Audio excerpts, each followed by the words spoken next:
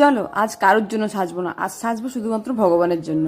আজ হচ্ছে শ্রাবণ মাসের দ্বিতীয় সোমবার। প্রথম সোমবারটা আমি কোনোভাবেই ঠাকুরের পুজো করতে পারিনি, মানে মহাদেবের মাথায় জল ঢালতে পারিনি, কিন্তু দ্বিতীয় সোমবারটা সময় করে ঠিক ঢালতে পারবো।